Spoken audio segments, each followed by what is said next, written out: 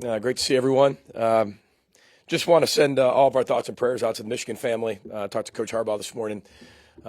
Send all of our prayers and thoughts to Mike Hart and his entire family and the Wolverine family and everybody who witnessed and experienced that. That can be really, really difficult. You know, Mike Hart worked for us, and he's a wonderful human being, wonderful coach, wonderful person, and as Coach Harbaugh said, puts things in perspective real quick. So just want to make sure he knows. I talked to Coach Harbaugh this morning, and just to let everybody know that we're, as Gophers, our Gopher family's thinking about theirs. So we'll start with that and open up for questions. PJ, what would you say kind of the characteristics of a Brett Bielema coach team? Well, they do what they do extremely well, incredibly physical. They're all on the same page. You know, they want to put the ball down and run the football, play action pass, naked. You know, they want to just beat you up. And they've done that to a lot of people this year. They're a really good football team. They got a ton of experience on that team. A lot of guys who played a ton of football, really good athletes. They do what they do very well. He's done a really good job of coming in and instilling his mentality into that program. I think it shows. Got a lot of respect for him. You know, obviously he's one of the best college coaches maybe of all time. And you can start to see that blueprint starting to take shape over there at Illinois. Man, got a lot of respect for what they do and who they are, especially him as a person and as a coach. Looking at it on the bye week through the self-scout? Well, when you kind of look at the game, you know, we drop a check down to start the game, right? We don't get the fourth down, which is on me. We get a tip ball interception. We drop a ball in the end zone for a touchdown, and then that gets picked off. We get a personal foul late. We drop some interceptions. We didn't tackle necessarily particularly well on the last few drives. I can go on and on. But when it was everybody, which then falls on me. Because we didn't execute. You saw the first few games, we executed. We show what we can do on offense, defense, special teams, and again, it doesn't matter the opponent. You know, we've got to handle what we can handle. So going back into the week, we went back to not just the fundamentals and techniques. We did a lot of that, but it was more about executing, right? Showing us why we got in the positions we were in last week. And, you know, one thing I always want our football team to know is why. You know, you can coach till your face is blue. If you're not showing why all the time, then it's going one ear and out the other. I mean, from our team meeting even last night, here's why we talk about this, and then we show them different plays from around the country, and we'll continue to do that. But, you know, this team's got incredible resolve, and we showed we're not perfect. You know, I think some people think that just because you win your first 4 games, everything should be perfect. Nobody's perfect. Watch college football. Watch any game in college football. It's hard, but they came back to work right away. I mean, they respond. What I learned about them is a response is exactly what you want to see in the team that we have. I'm really proud of the response that they had. What did you find out about the issues in the run game outside of losing Mo, he's such a difference maker? What did you feel like in the running game against Purdue? Well, I think it was collective. No pun intended there. But I think it was collective when you look at it. You know, Mo was a game time decision. You saw him warming up. And, you know, our doctors, you know, and him and our trainers got together and just said, we just don't feel good about it this week. And we'll never put Mo in harm's way, ever. And none of our players. So we made the decision, you know, not to play him. And the other guys, what I saw was it was one or the other. Either we missed a hole at the running back position, made a cut too early, maybe didn't trust it enough, or we got beat up front. It was one or the other. And anything that could have went wrong in that game went wrong. But again, that's college football. And really good football teams, what we learned is really good football teams can still find a way to overcome those things. And in past years, maybe we've been able to overcome those. In some years, we haven't been able to. This football team got a chance to see that, you know, you're human. You're going to keep fighting human nature. But that's the hard part about college football is you've got to find a way to overcome that human nature piece of that. But it was one or the other. And it just seemed like it never went together, Andy. And we had one of those days. And, you know, one thing I say, it's not an excuse. It's one of those days. Who cares? It's one of those days. That's not what I mean. But it seemed as you watched the film, every single thing that maybe could have went wrong did go wrong. And it was one guy out of the 10 or the 11, and it was every play. So we weren't consistent enough as a team, collectively, offense, defense, or special teams. You know, we missed a field goal. It felt like we were constantly chasing. Then when we caught up, there was something else that we made a mistake that, you know, you got to give Purdue a lot of credit. They're a good, really good football team. But we've always had close games with them. You know it's going to be close, and we just, you know, weren't able to pull this one out. Expect Mo to play this week? I do. Yep. What stands out while watching Illinois' defense? Well, first of all, they're incredibly aggressive. They've got probably the best front seven. I keep saying that, but that's good. We're playing better front sevens every week. They've got 3 guys inside the way they play their odd fronts. They've got 3 guys that are all 300 pounds. They're all strong. They do a great job of violently disengaging at the point of contact, being in their gap, and then getting you out of the gap so they can go make the play. Probably one of the best defensive lines I've seen at being able to dominate your gap, get rid of the offensive lineman, make the play in the hole. That's incredible skill right there. And you can tell it's coached, and they do a really good job of having really good players and then getting them to do what they want people to do. Same with the linebackers in the secondary. They're going to challenge you. They're going to get up in your face, play a man coverage. They really make cover 1 and cover 2 look exactly the same until the ball snapped, which, again, presents a lot of challenges. They do a really good job at being who they are. They know this, and they don't have a lot of coverages. It's either this or this, but they all look the same until that ball snapped, which present a lot of different challenges. There's a big difference between cover 2 and cover 1. Big difference. And they've done a really good job of disguising all of that. And they're well coached. Very disciplined team, very aggressive. They all tackle well. Very impressed. How much did the bye week help with Mo? Oh, helped a lot. That's one of those things. It's hard. I mean, I think if we had another, 24 hours, 48 hours, he might have made it. And it's something that, you have, and then you feel good. And then overnight, then it didn't feel so good. And then we worked through it throughout the week, did a job of limiting him in during practice, but he was out there. And, then you do everything you can to get him to game day. And I thought he looked really good in warm-ups. He looked good. But unfortunately, we didn't want to, for him, we wanted to make sure we keep him safe. So unfortunately, he wasn't able to play. But he looks really good this week and, last week. Consistency part for Dalen. What does that look like at this point? I think you just hit it, consistency. I think consistency for our entire football team, not just one player. I thought we were pretty inconsistent last week for the first time, and I think that's why everybody kind of looked at it. It was like, huh, what happened? I went out recruiting, and we had people all over wherever I was sitting there going, hey, coach, hey, it's been a good start. What happened last week? Well, it's good when people are saying, what happened last week? So we got to keep things in perspective, too. We're not perfect. We're not going to play perfect every week, but we got to play better. And every player's got to take responsibility, as all the coaches do, too, of being more consistent in what we do and how we do it. There's always room to be better, no matter what player we're talking about. But consistency is incredibly critical as we keep moving forward throughout the season for every team that wants to win. I think Chase Brown leads the Big Ten in yards after contact, which is going to be the key to slowing down him in that. Swarming to the ball. Chase Brown, I think, is one of the best backs in the country, period. I think it's well documented. He has been for a long time. He does a really good job. He's got a very similar style with Muhammad, with breaking tackles, getting a lot of yards after contact. He's a very patient runner.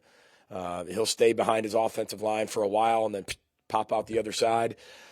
He's incredible. He can finish, too, now. One thing that separates him from a lot of people is he can break tackles, and then when he gets in the open field, he can end it, too. And I think that's where a lot of his yards have come, too. He's been able to break some tackles, get in the open, and finish it for touchdowns.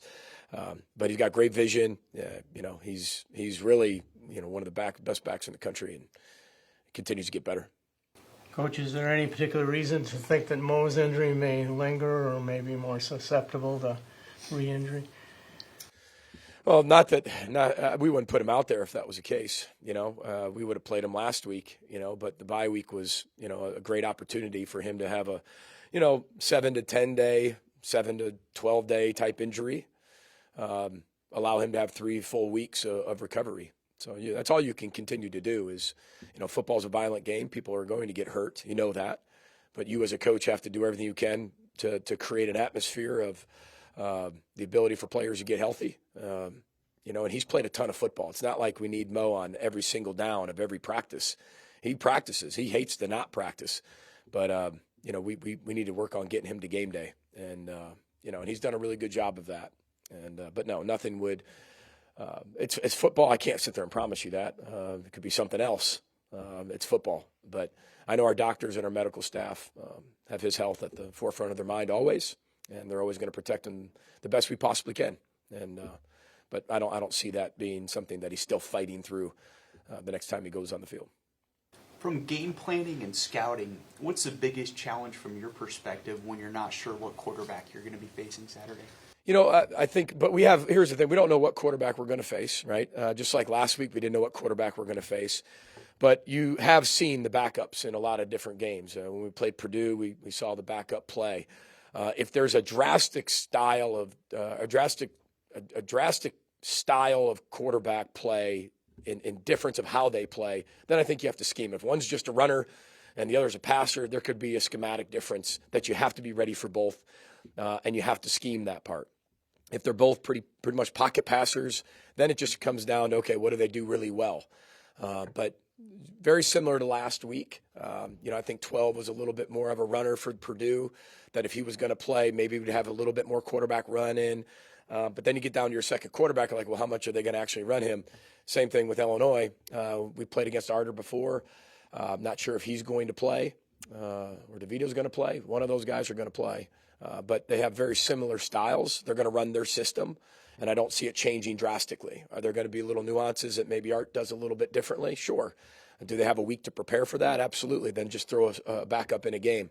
But we'll be ready for what they do and how they do it, and then adjust during the game. You've been one of the least penalized teams in the country since you've been here. What do you think has helped the program excel in that area? Well, I think back to even Andy's question, just consistency, and then, I think that, penalties are something you can control and then you can't control. There's a lot of plays we turn in, Daniel, okay? And some of those come back as those weren't penalties, and some of them come back as they were penalties. And I get all that, but nobody's perfect, right?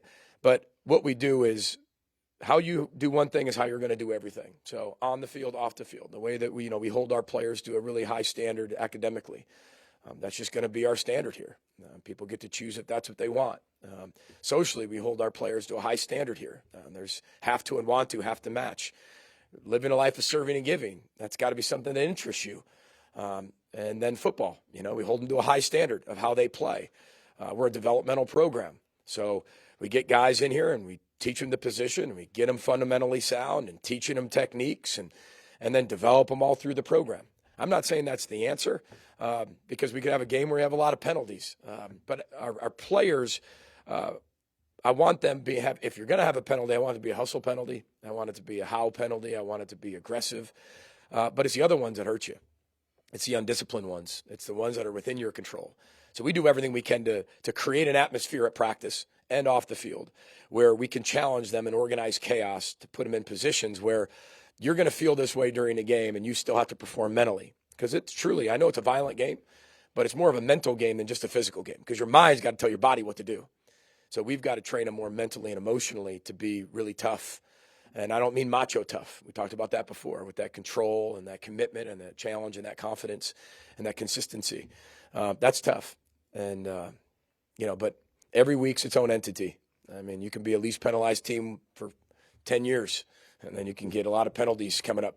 That's just part of the game. A little bit in your control, some of it's outside your control, but you get to control what you can control. And that's what we do, everything we possibly can to teach that discipline within the program in every area of their life where it's not just football. Joe Rossi's talked. One or two more. Go ahead, Andy. Joe Rossi's talked about not having kind of a lot of coverages, a lot of calls, just being more streamlined in the approach. How do you feel like that helps your guys' defense be successful? Well, I think you watch Illinois. They don't have a ton of calls, and they just play incredibly fast and aggressive.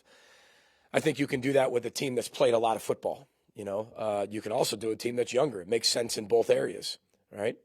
But for us, we want to make sure we play really fast, aggressive defense, because most games are lost.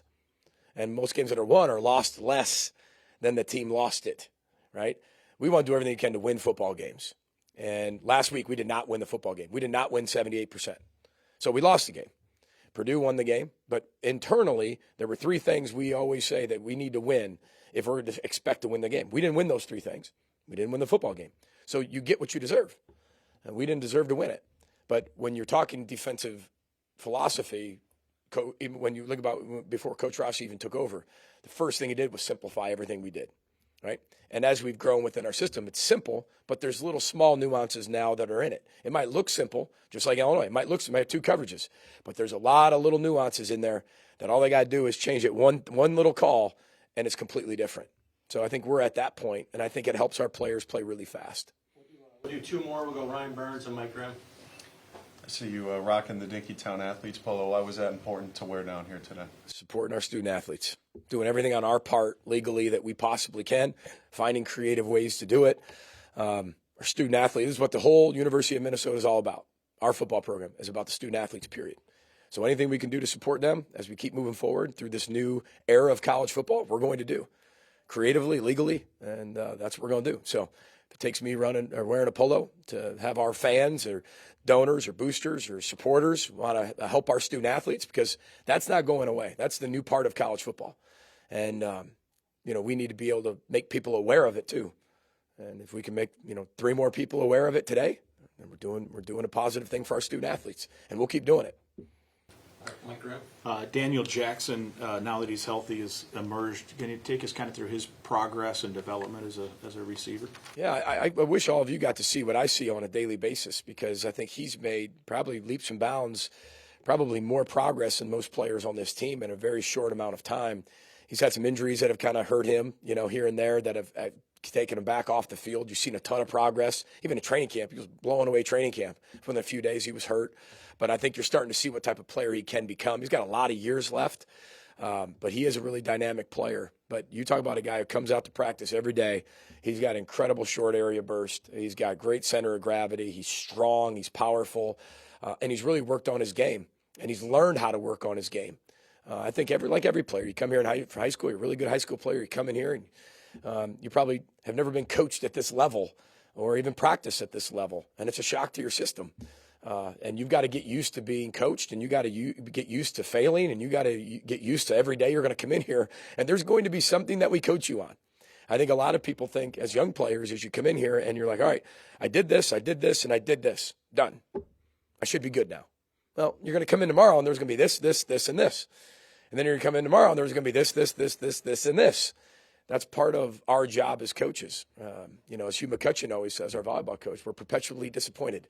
So no matter how well you did, you're going to come in here and we're going to find something that we can get better at, right, as individuals and as a team. And Daniel's been able to handle that in a very mature way. You've watched him come in here and, take coaching and understand it, but also know that here's how you have to truly be able to get better if you want to see massive growth. And I think he's done all those things to get better. But he's going to be one of those players for us in the next, this year, next year, as we keep going in the future, that, becomes a household name, because he's very, very talented. Thank you, Coach. Appreciate everybody. Roll the boat, Sky Ma, go Gophers.